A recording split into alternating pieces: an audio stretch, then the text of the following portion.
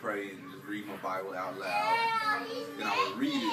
I would read it I would read it out loud, but I would read it with heavy breathing. That's all right. He's a monster. The Lord is my shepherd. I shall not want, like that. Everything, just because I just like how that felt. I felt like I was really touching God. So I wanted to not do that at home because I shared my room was right next to Champ's, and it would kind of be distracting to people, and they didn't really understand what's going on. So I wanted to, so anyway, I was going home one morning and I passed by this Catholic church, and I was like, oh man, I'll go there and pray. And so I went home and got my Bible that I would read. It was a 1-year Bible. I went home, got that, and went back there.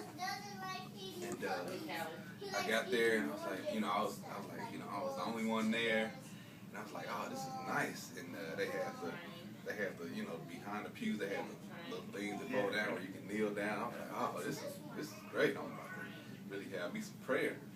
And I start praying, and then the next thing I know that people start coming in, and then the priest comes in, and they start to have, I guess they have a mass or whatever, and the priest starts to pray, and he's like, we're gonna pray. And I'm like, okay, that's cool, but I can't really do anyway. And so he starts to pray, our Father, and I'm still praying out loud in my fervent voice, Father. And so it's cool, everything's going cool and everything. And so then he's like, okay, now we're gonna offer prayer and praise to the Son, to Jesus. And I'm like Son or something like that, Lord or Jesus, something like that. So I'm praying to Jesus. I'm cool with that, but I'm just doing it in my voice.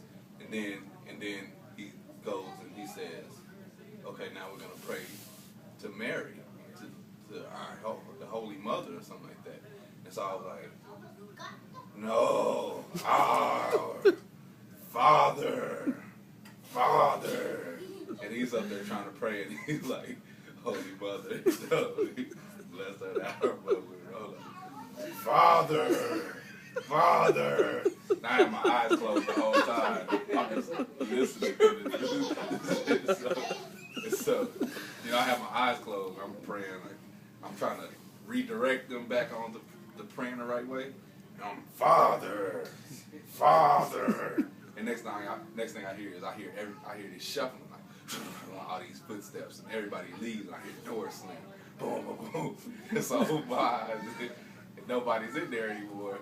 And then I'm like, okay, so I'm like, okay, I can go back to praying or whatever. And then so next thing I know, the priest comes back through the back door, and he comes back to where I'm standing, and he starts to talk to me, and he asks me what's going on or what's wrong with me or whatever. And I was just like, Father. So I'm still talking like that. And so he was trying to calm me down or whatever. And I was like, Father. He's like, can we go outside and talk about this? I was like, all right. And then, so we went outside, and I'm like, he's like, so I'm not understanding, what's the problem? What's the problem here? I'm like, I'm hitting the wall. Like, our Father's house shall be a house of prayer. Our Father's house. So he is up. I wouldn't calm down or whatever. And so he ended up calling the police. Over prayer. The police pull up, and so they come and ask me what's going on, and I'm just like, Father.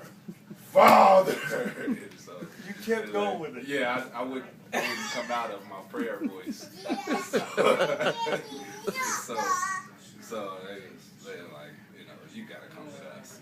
And so I ended up, they probably cuffed me, and they made me empty my pockets and had me on the hood of their car and all that. And so they told me I couldn't come back there ever.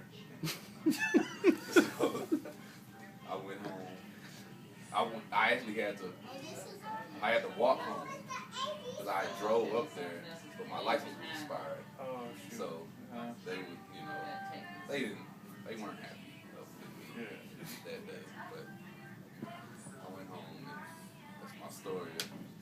That's I got awesome, banned man. from a Catholic church.